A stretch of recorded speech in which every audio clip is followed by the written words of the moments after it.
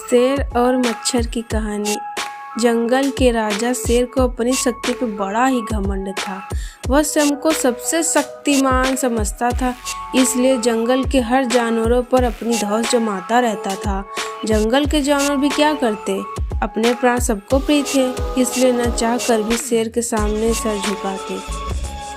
एक दिन दोपहर के समय शेर एक पेड़ के नीचे सो रहा था। वहीं एक मच्छर भिनभिना रहा था, जिससे शेर की नींद में खलखल पड़ रहा था। वह मच्छर से बोला, ए मच्छर, देखता नहीं है मैं सो रहा हूँ, भाग यहाँ से, नहीं तो मसल कर रख दूंगा।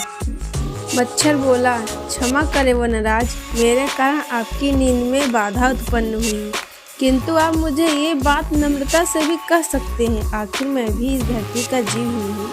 अच्छा, तो तू छोटा सा मच्छर मुझसे जुबान लड़ाएगा? और क्या गल कहा मैंने? तुम मच्छर ही हो, ऐसे ही कोई भी तुम्हें मसल दे, मैं यूँ तो बार बार कहूँगा, क्या बिगाड़ लोगे तुम मेरा? मच्छर को शेर की बात और व्यवहार का बहुत बुरा लगा। वह अपने साथी मच्छरों के पास गया और उन्हें सारी बात बताई। सभी मच्छरों को शेर की बात चुभ गई। उन्होंने तय किया कि इस संबंध में एक बार सब मच्छर मिलकर शेर से बात करेंगे। सभी मच्छर शेर के पास पहुंचे और बोले, वनराज, हमें आपसे बात करनी है, जल्दी बोलो, मुझे तुम जैसों से बात करने की फुर्सत नहीं है। शेर बोला, वनराज, आप होंगे बहुत शक्तिशाली, किंतु इसका अर्थ ये कतई नहीं है कि आप अन्य जीवों और प्राणियों का मजाक उड़ाएं या उन्हें नीचा दिखाएं। मच्छर ऐसा बोले। शेर बोला, मैंने जो कहा सच कहा, मैं शक्तिशाली हूँ और मुझे कोई नहीं हरा सकता। घमंड में चूर शेर गरजा, ऐसा नहीं है, अगर आप शक्तिशाली हैं तो हमें भी बहुत सामर्थ्य है कि आवश्यकता पड़ने पर हम किसी का भी सामना कर सकते हैं और उसे हरा सकते हैं, हम आपको भी हरा सकते हैं। मच्छर भी चुप ना रहे। यह सुनकर शेर हंसते हुए बोला, तुम लोग मुझे हराओगे? तुम लोगों में इतनी हिम्मत कि मेरे सामने आकर ये बात कहो? मेरी शक्ति का अंदाजा नहीं है तुम्हें, अन्यथा ऐसा कभी नहीं कहते। अभी भी समय है, भाग जाओ यहाँ से, नहीं तो कोई भी।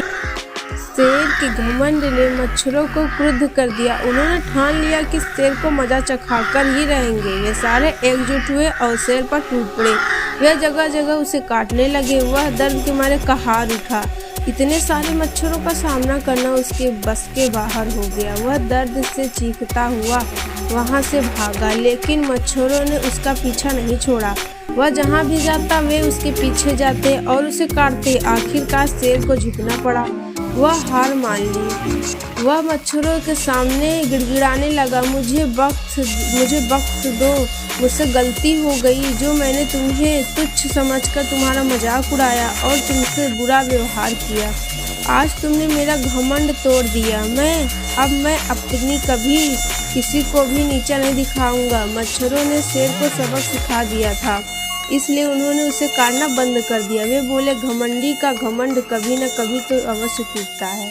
आज तुम्हारा टूटा है, घमंड करना छोड़ दो, अन्यथा एक दिन ये तुम्हें ले डूबेगा। और कभी किसी प्राणी को नीचा मत समझो, वह किसी का अपना सामर्थ्य और शक्ति होती है। शेर तौबा करते हुए वहां से भाग गया। शिक्षा, घमंड का सर